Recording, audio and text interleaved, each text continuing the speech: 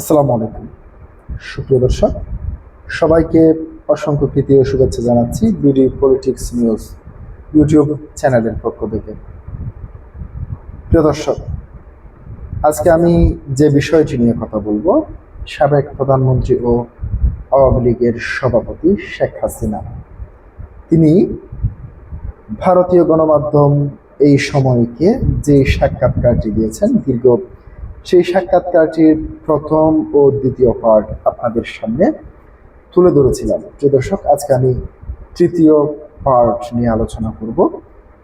তৃতীয় পার্টে কি শিরোনাম করেছে সেটি আপনাদের সামনে একটু তুলে ধরছি। যুদ্ধাপরাধীদের বিচারের প্রতিশোধ নিতেই আমার বিরুদ্ধে মৃত্যুদণ্ডের রায় দেওয়া হয়েছে, এই ধরনের অভিযোগ করেছেন সাবেক প্রধানমন্ত্রী ও আওয়ামী লীগ সভাপতি শেখ হাসিনা। এর আগে যে দুইটি সাক্ষাৎকার দিয়েছে, প্রথম সাক্ষাৎকারে তিনি দেশ ও দেশের জনগণের প্রতি তার দায়বদ্ধতার কথা তুলে ধরেছেন, এবং দ্বিতীয় যে সাক্ষাৎকারটি দিয়েছেন সেখানে তিনি যে বিষয়টি নিয়ে কথা বলেছেন সেটি হচ্ছে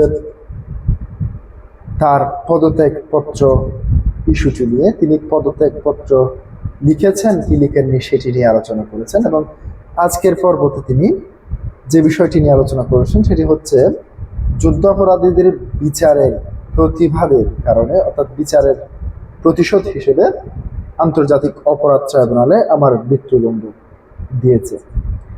সেখানে তিনি কি বলতে চেয়েছেন সেটি আপনাদের সামনে হুবহু দৈনিক ইত্তেফাক থেকে আপনাদের সামনে হুবহু তুলে ধরছি। যুদ্ধাপরাধীদের বিচারের প্রতিশোধ নিতেই তার বিরুদ্ধে মৃত্যুদণ্ডের রায় দেওয়া হয়েছে বলে দাবি করেছেন বাংলাদেশের ক্ষমতাচ্যুত প্রধানমন্ত্রী শেখ হাসিনা। ভারতের গণমাধ্যমে এই সময়কে দেওয়া একান্ত সাক্ষাৎকারে এমন দাবি করেছেন তিনি। ফাঁসির আদেশের বিষয়ে সাংবাদিকদের এক প্রশ্নের জবাবে বাংলাদেশ আওয়ামী লীগের সভানেত্রী শেখ হাসিনা জানান, আন্তর্জাতিক অপরাধ ট্রাইব্যুনাল আইন 1973 অনুযায়ী 71-এ মুক্তিযুদ্ধের সময় যারা রাজাকার ছিলেন, অর্থাৎ যুদ্ধাপরাধী ছিলেন, তাদের বিচারের জন্য আইসিটি আন্তর্জাতিক অপরাধ ট্রাইব্যুনাল গঠন করা হয়েছিল। অবৈধ অন্তর্বর্তীকালীন সরকার বেআইনিভাবে ট্রাইব্যুনাল পুনর্গঠন করে আমার বিরুদ্ধে মিথ্যা রাজনৈতিক উদ্দেশ্য প্রণোদিত বিচার কার্যক্রম পরিচালনা করেছে। আমাকে যে মৃত্যুদণ্ডের রায় দেওয়া হয়েছে সেটি কোনো বিচার নয়, এটি যুদ্ধাপরাধীদের বিচারের প্রতিশোধ মাত্র। তিনি আর বলেন, 2024-এর জুলাই আগস্টে যে আন্দোলন হয়েছিল সেইটি কোনো স্বতঃস্ফূর্ত আন্দোলন ছিল না। কোটা পরিবর্তনের দাবির আড়ালে এটি ছিল একটি সরকার পরিবর্তনের ষড়যন্ত্রমূলক আন্দোলন, যাতে দেশি ও বিদেশি স্বার্থন্বেষী গোষ্ঠী জড়িত।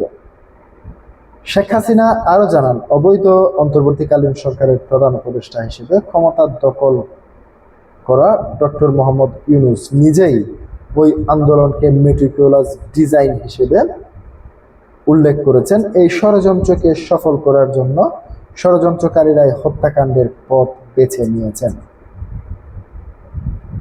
তিনি আরো বলেন, এই আন্দোলনে নেতৃত্বদানকারী ছাত্ররা প্রকাশ্যে গণমাধ্যমে বলেছেন, আন্দোলন সফল করার জন্য তারা পুলিশ হত্যা করেছে, মেট্রো রেলে আগুন দিয়েছে। আন্দোলন সফল না হলে সশস্ত্র বিপ্লবের পরিকল্পনার কথাও তারা স্বীকার করেছে।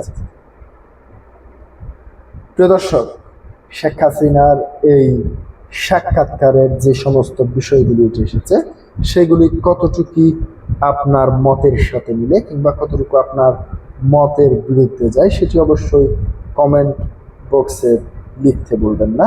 আজকে পর্যন্তই। আসসালামু আলাইকুম ওয়া রাহমাতুল্লাহ।